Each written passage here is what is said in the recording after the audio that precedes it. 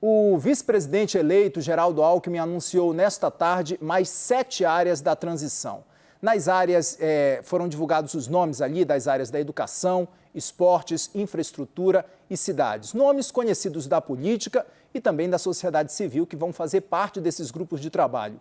O Anthony Wells acompanhou a divulgação desses nomes e traz todos os detalhes para a gente. Olá, Anthony. Boa noite.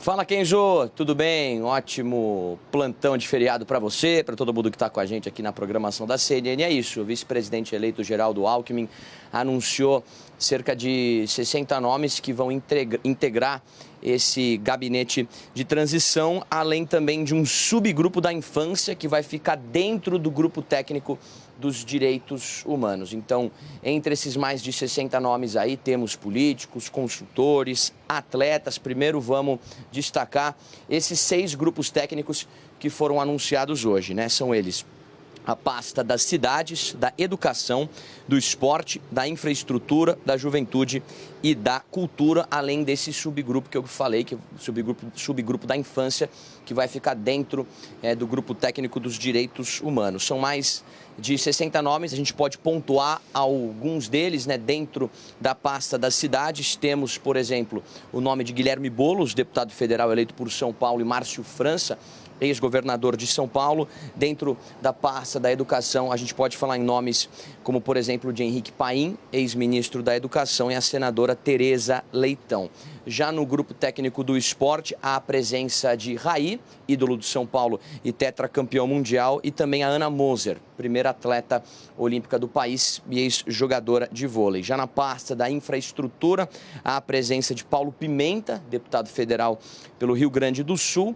Um grupo técnico da juventude também foi anunciado hoje, e um grupo da cultura, que vai contar com a atriz Lucélia Santos e Juca Ferreira, ex-ministro da Cultura. A gente também pode falar aqui em alguns nomes que já foram confirmados na equipe da saúde, como, por exemplo, da doutora Ludmila Rajar, o cardiologista Roberto Calil e Miguel Cirugi. A lista deve ser completada na quarta-feira agora em Brasília, mas antes de devolver para vocês uma informação importante que foi passada para frente nessa coletiva de imprensa, é que essa equipe de transição cobrou o governo de Jair Bolsonaro a respeito da divulgação dos dados do desmatamento no país entre agosto do ano passado e julho deste ano, que, de acordo com o vice-presidente eleito, já existem, mas não foram divulgados por conta da participação do Brasil na Conferência do Clima lá no Egito.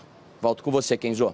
Obrigado, Anthony, pelas informações. Anthony, então, passando o nome de todos esses nomes que foram divulgados hoje de transição do governo.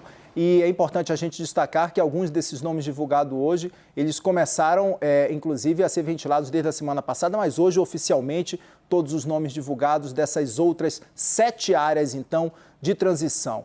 Estão aqui no estúdio com a gente, no CNN Prime Time, Arena CNN de hoje. Fábio Zanini, jornalista da Folha de São Paulo, muitíssimo boa noite, seja muito bem-vindo. Pela segunda vez aqui, não é isso, Zanini? Sim, boa noite, obrigado. Vamos juntos, então, ao longo dessa noite de hoje. Caio Junqueira, já conhecido do telespectador da CNN. Caio, muitíssimo boa noite, bem-vindo mais uma vez. Boa noite, Kenzo. Vamos lá. E aqui na tela, Felipe Moura Brasil também vai participar com a gente. Felipe, você que já esteve na minha função aqui sabe que o desafio é grande, né? Me ajuda bastante, viu? Vamos juntos ao longo dessa noite, Felipe. Boa noite, Kenzo, Caio, Zanini, boa noite a todos. Eu sei o que é estar aí me adaptando a ficar em pé no estúdio, comandando aí a conversa. Você pode ficar tranquilo que vai dar tudo certo, você é craque, Kenzo. Vamos juntos então, Felipe, obrigado. E olha só, a gente começa então destacando para vocês aqui no Arena CNN os nomes da educação. A gente preparou uma ilustração para vocês, para a gente relembrar, né? O Anthony Wells já trouxe alguns nomes, mas aqui a gente clareia melhor os nomes da educação no governo de transição de Luiz Inácio Lula da Silva. Está aqui Henrique Paim, ex-ministro da Educação, Maria Alice Neca Setúbal, que foi presidente do Conselho Consultivo da Fundação Tite Setúbal, Priscila Cruz, presidente executiva do Todos pela Educação. Então, são os nomes que foram elencados para a pasta da educação no governo de transição. Começo com você, Zanini. Muito boa noite mais uma vez. Como é que você avalia esses nomes que foram divulgados agora, Zanini? Primeiro, o que parece é que já é um governo que está operando, né? Todos os dias nós temos nomes anunciados para várias áreas, o presidente eleito Lula se manifestando, o vice-presidente eleito Geraldo Alckmin também dando coletivas, fazendo pronunciamentos, Gleisi Hoffmann, Aloysio Mercadante, e o presidente Bolsonaro sumiu. Há 2 semanas que ele não aparece. Então, quando a gente vê esses anúncios todos, já parece que é um governo que na prática já é o governo Lula, né? Já parece a aparência que o governo Bolsonaro já acabou e o governo Lula já começou. E a outra coisa que chama a atenção é um pouco o gigantismo dessa equipe de transição que o governo eleito Lula está anunciando. São dezenas de nomes. 31 grupos, né, que foram divididos. São 31 grupos, são dezenas de nomes. Eu estava até comparando com a transição de 2002. A transição de 2002, quando o Lula foi eleito a primeira vez, eram 5 grupos, cada um desses grupos com 10 nomes. Agora são mais de 30 grupos, cada um desses grupos tem, às vezes, 8 a 10 nomes. É um compêndio do PT de antigamente, figuras que estavam sumidas, com o PT de agora, com sociedade civil, com outros partidos. Eu não sei nem se tem tanto trabalho para essas pessoas fazerem. O que parece, o que mostra é um governo eleito muito ambicioso, com muito apetite para começar a governar e vai colocando esses nomes, vai jogando esses nomes, talvez até para a gente ter uma certa dificuldade de qual desses nomes vai vingar para o ministério. Alguns desses nomes vão virar ministros, não todos, talvez até uma ínfima parte, e parece, às vezes, até ser uma estratégia, uma artimanha de você inunda de nomes para ninguém saber direito quem ali vai vingar como ministro ou não. Inclusive, o presidente eleito Luiz Inácio Lula da Silva e também o vice Geraldo Alckmin sempre tem reforçado, a própria presidente do PT, Gleisi Hoffmann, também reforça de que os nomes não têm nada a ver com ministros, né? Mas a gente sabe que acaba que quem participa dessa transição provavelmente deve ganhar corpo sim para se ter um nome de ministro ali, não é isso, Caio?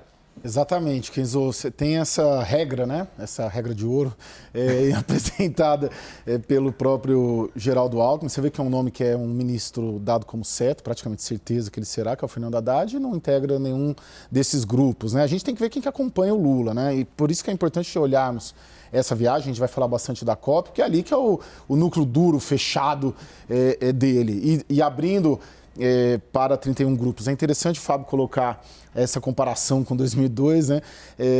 E eu penso também que se refere muito ao fato de ser um governo de frente ampla, né? Eleito muita gente, então precisa caber todo mundo. É uma engenharia política muito complexa que o Lula vai ter.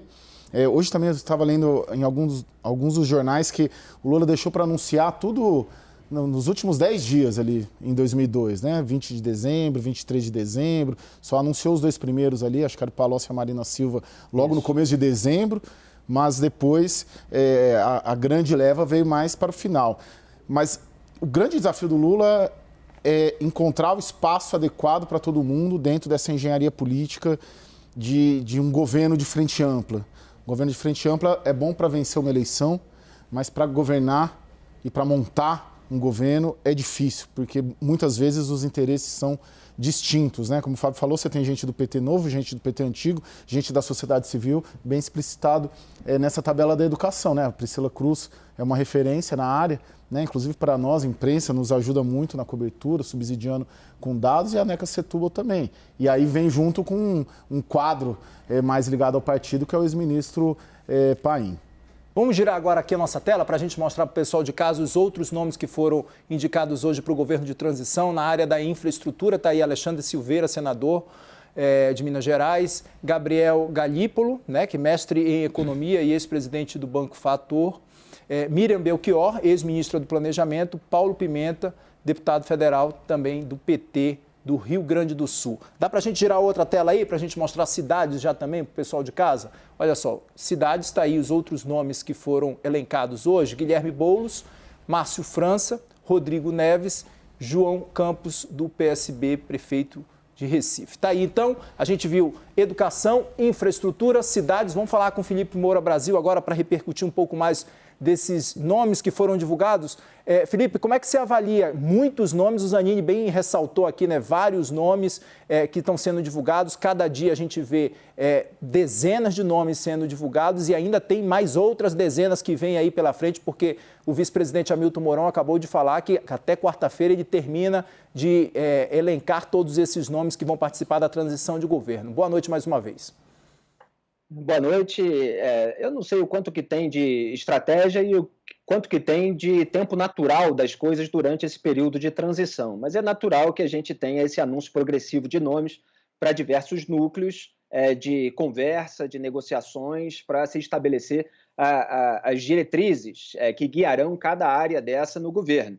Eu digo estratégia porque quando o Geraldo Alckmin vem numa entrevista coletiva e diz esses nomes, você tem aquelas manchetes todos os dias com o governo eleito ocupando espaço e deixando para trás o governo de Jair Bolsonaro, e o presidente não está fazendo também o menor esforço nesse momento de ser manchete e pautar o debate público, um esforço que ele fez ao longo dos últimos 4 anos antes da sua derrota eleitoral. Há manifestantes bolsonaristas que estão produzindo muitas manchetes nesse momento. Jair Bolsonaro está ficando mais em silêncio, só veio ao público aquelas vezes depois do começo desse processo. Na primeira vez foi ambíguo, depois foi cobrado para ser mais enfático, foi mais enfático e sumiu novamente. Parece que está articulando lá nos bastidores o seu futuro, seja com o Valdemar da Costa Neto no PL, seja em relação até a medidas que foram aventadas nesses últimos dias de criação de cargos de senador vitalício, que é para garantir o foro privilegiado eterno, que é tudo que os políticos sempre quiseram.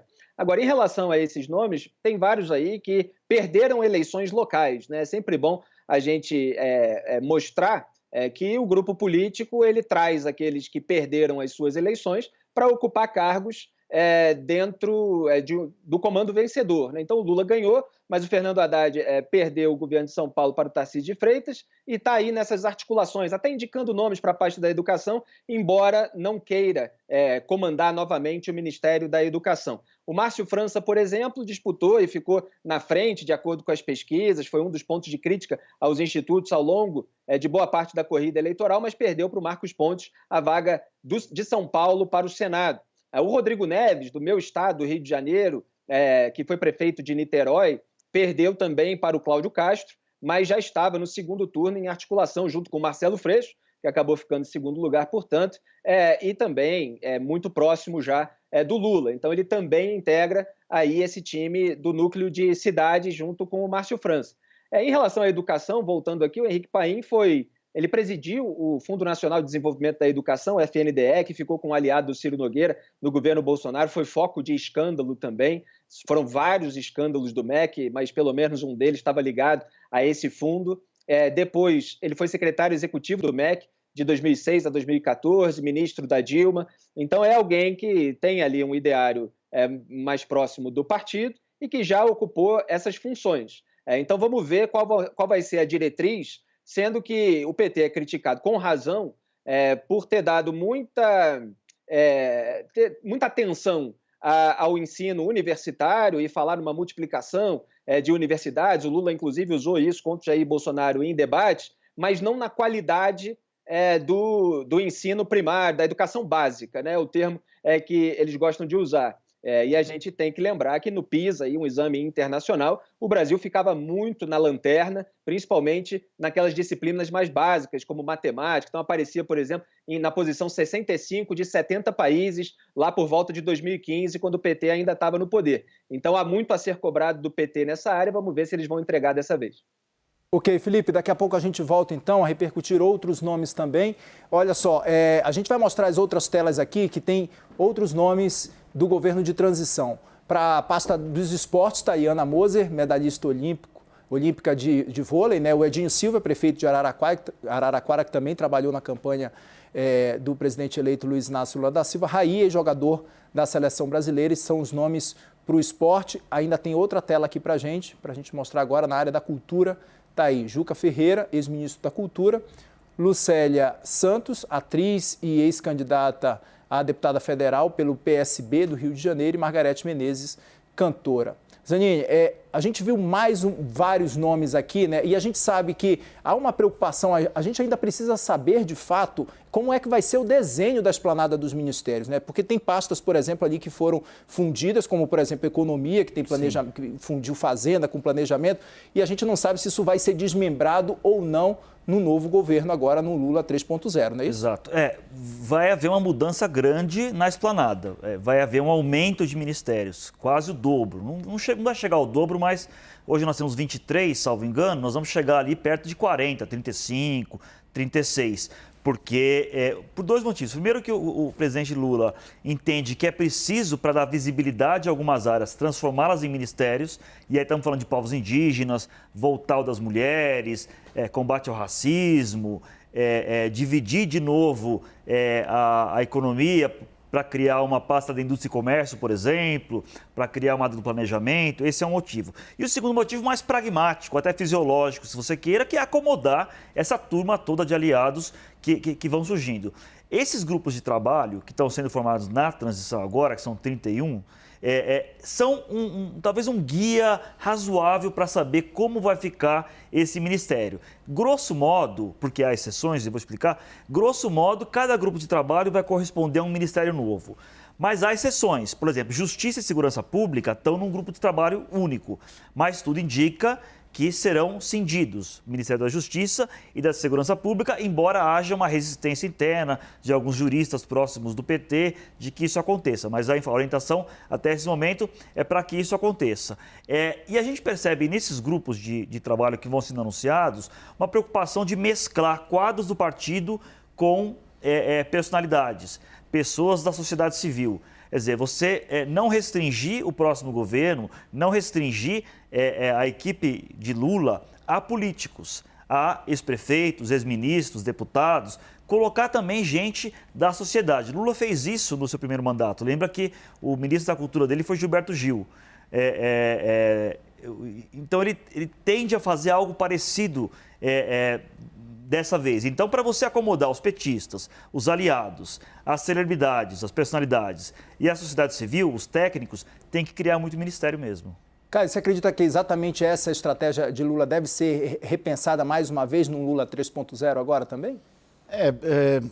Esses 31 grupos, sim, sinalizam o número de ministérios, né, Kenzo? Agora, a gente tem que pensar também que há 6 anos o PT deixou o governo, né?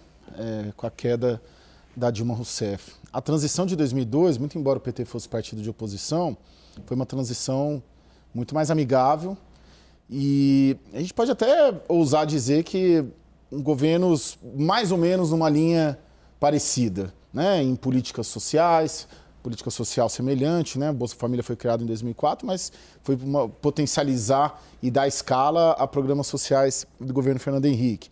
Política econômica foi parecida. Então, assim, tem um choque, né? Tem uma diferença muito grande. São 6 anos o PT fora do comando central. Então, você precisa levantar muitos dados. E, pelo menos, esse pessoal todo que está cuidando da transição, eles têm, primeiro, um receio de não ter acesso a todos os dados.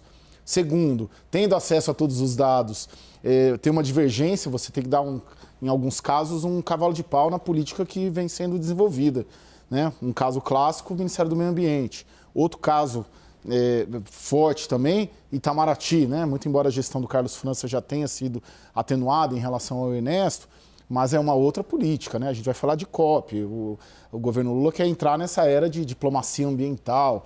Então você tem um tempo fora do governo e uma política muito distinta. Os projetos políticos que o eleitor brasileiro teve que escolher eram muito diferentes. Né? Um apontava o país para um rumo, o outro para o país para outro rumo. Então isso demanda tempo e demanda equipe trabalhar e ajuda a entender o tamanho, a meu ver, dessa equipe de transição com 31 subgrupos. Certo. A gente, inclusive, vai lembrar para vocês aqui que, além desses grupos, né, a Alckmin ainda anunciou outros grupos e subgrupos também de trabalho. A lista completa, olha só, para conferir todos os nomes desses grupos e também os demais já anunciados pelo coordenador da transição, é só você entrar no site da CNN Brasil, está aí, e você encontra a lista completa dos participantes dessa etapa da transição. É só você apontar a câmera do seu celular para aquele QR Code que estava aparecendo agora sim, voltou o QR Code aí na lateral do vídeo, e aí você tem a reportagem completa na palma da mão. Eu vou caminhar aqui no estúdio para conversar mais uma vez com o Felipe Moura Brasil, que ele faz uma avaliação para a gente. Felipe, a gente trouxe então, primeiro, os nomes ali da educação, infraestrutura, cidades, agora a gente trouxe esportes e também cultura, né? E tem outros subgrupos aí que foram divulgados hoje também. Qual a sua avaliação desses nomes agora que a gente acabou de divulgar mais uma vez? Infraestrutura, me lembro de Caio Tarcísio de Freitas, que é quem ocupava o ministério do governo Jair Bolsonaro e saiu dali com um cacife, claro que com essa aliança com o presidente, para se tornar governador de São Paulo. Então, é claro que é uma pasta importante. Agora, eu costumo dizer há muitos anos que o trabalho de infraestrutura, em termos de construção de estrada, conclusão, por exemplo, é um trabalho básico, fundamental, porque existe orçamento para isso. Então, assim, não tem muita desculpa para não se trabalhar e não se melhorar o Brasil nesse campo, que tanto precisa de melhor, né? Boa parte dos problemas apontados com o custo Brasil, etc., eles vêm dessa área de infraestrutura. Então, assim, até a ditadura militar, ela construiu estrada. É sempre o exemplo que eu gosto de colocar. Então, qualquer governo tem obrigação de sair de onde pegou e melhorar o país nesse sentido. Em relação às outras áreas, você tem, de fato, como foi falado bem no estúdio, essa conjugação aí de quadros mais ligados ao partido e algumas celebridades. Você tem no esporte a Ana Moser, por exemplo, que já tem mais um ativismo nos últimos anos, nas redes sociais, com bandeiras mais à esquerda, mais próxima de políticos de esquerda, então não surpreendeu ninguém que ela compusesse esse núcleo durante o governo Lula. Na cultura, Lucélia Santos, Margarete Menezes, são estrelas, obviamente, pessoas de muito talento artístico, cada uma na sua respectiva área. Agora, existe também uma oposição já muito forte no Brasil a essa reunião de artistas em torno de políticas à esquerda. Existe já uma crítica consolidada no campo da direita a esse fenômeno, a mesma coisa que acontece nos Estados Unidos. As celebridades participam muito do debate político americano e há uma reação muito grande. A maior delas foi em 2016, com a vitória do Donald Trump. Eu me lembro, já citei aqui no programa um vídeo que foi feito só com pessoas anônimas, ironizando a posição dos artistas, tentando impelir o voto, principalmente na candidata deles naquela ocasião, que era a Hillary Clinton, e aquilo não deu certo. Então há também um ponto sensível aí que pode render muita crítica se as políticas não forem regidas pelas regras corretas, com aqueles critérios básicos, e não se voltar a ter no Brasil as leis de incentivo, muitas vezes sendo usadas para que pessoas próximas ou de ideologia comum acabem sendo beneficiados. É claro que há uma argumentação contrária nesse sentido, há exageros também do lado crítico. O que eu estou querendo apontar é que há um ponto sensível aí, com o qual o governo do PT vai ter que se preocupar, porque a disputa eleitoral foi bastante acirrada. Então, qualquer movimento que gere uma tensão vai ser objeto de polêmica no debate público, e imagino que se queira evitar isso nesse momento em que o líder posa de conciliador, de pacificador, muito embora gere algumas turbulências de vez em quando, Kenzo. E diante de um Congresso conservador que foi eleito para 2023, inclusive, né, Felipe? Kenzo, eu tenho uma série de ressalvas em relação a se considerar todo esse grupo que não é historicamente ligado à esquerda petista de conservador. Primeiro porque essa palavra, para mim, já é um tanto problemática, eu considero uma das palavras mais vilipendiadas no Brasil, porque uma coisa é a tradição do pensamento conservador, ali iniciada principalmente com Edmund Burke, um pensador irlandês que era parlamentar britânico, que encara ali o conservadorismo como uma anti-ideologia, né, para muitos intelectuais, como uma predisposição contra a tentativa de você instalar regimes à força, né, contra ideologias, por exemplo, revolucionárias que miram um futuro utópico, ou reacionárias que miram um passado idealizado e em nome das quais se vai cometendo um monte de barbaridades, né, com aquela velha tese de que os fins justificam os meios. Isso foi mal traduzido aqui no Brasil, do debate político americano atual, então se considera conservador quem reza pela cartilha do Partido Republicano, ou seja, quem tem determinadas posições sobre drogas, aborto, etc. Isso não tem nada a ver com a verdadeira tradição do pensamento conservador, então são duas coisas diferentes. E a gente não vê parlamentares aí com esse estofo na tradição do pensamento conservador, a gente vê que eles não são ligados ao campo da esquerda petista. Agora, vários desses que foram eleitos eles estão ali mais próximos da turma do Centrão, que está sempre negociando aquilo que interessa mais a esse governo. Tem alguns que têm um voto mais ideológico, portanto, eles têm que prestar contas ao nicho eleitorado que o elegeu. E esses podem ser mais incisivos em relação ao governo do PT. Mas vários outros ali já estão negociando com o governo eleito. Então, a gente ainda vai precisar esperar um pouquinho para ver exatamente qual é a quantidade de gente que o Lula vai ter vociferando contra ele nas duas casas legislativas.